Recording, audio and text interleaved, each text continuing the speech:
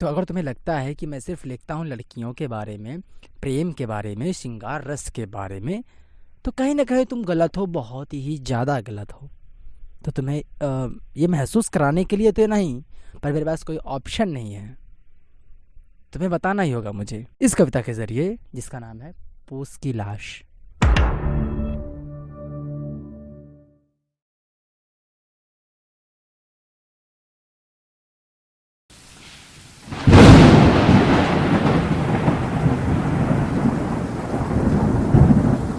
लहू लाल बह रहा, कष्ट दिन कट गए, वीर खून बह रहा, रंग लाल उड़ गए। रात दिन पी रहे, खून प्यासे कूप का, कल भले हंस रहा, रो रहा है जून से।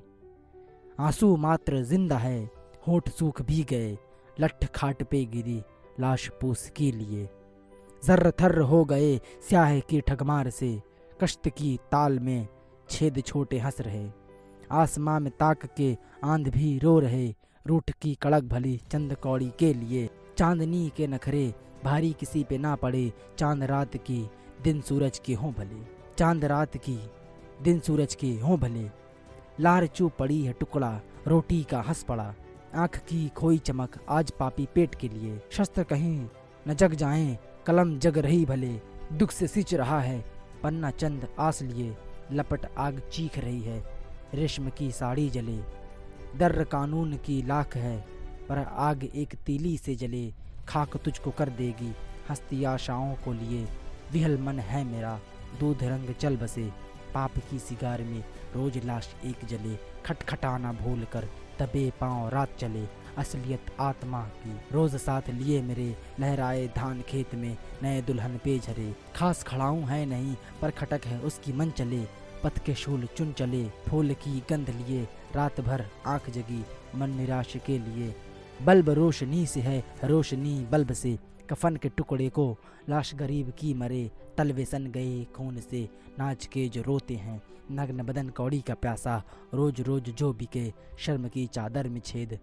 आँख को पर ना गिले, आँख को पर ना गिले, आँख को पर ना गिले।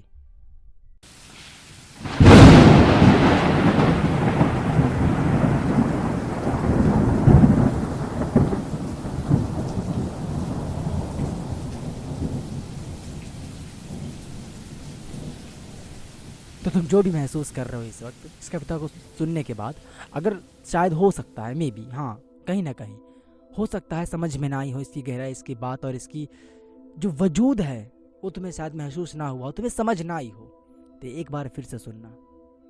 और मैं दावे के साथ कह सकता हूँ, जब तुम इसकी गहराई, इसकी गरिमा को समझ पाओगे, तुम्हारे रोंगटे खड़े हो जाएंगे। मैंने इसे लिखा था 2019 में जनवरी 16 को।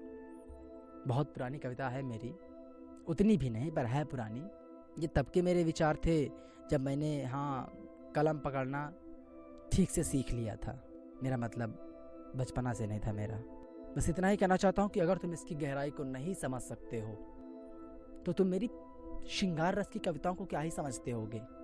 श्रृंगार रस की कविताओं में तुम्हें मेरी लगता होगा कि एक लड़की के बारे में, एक लड़के के बारे में बता रहा है जिसके बीच अनबन है शायद, या दोनों के बीच अथाह प्यार है। तुम कविताओं को सिर्फ शब्द से ना तौलो तो बेटर होगा।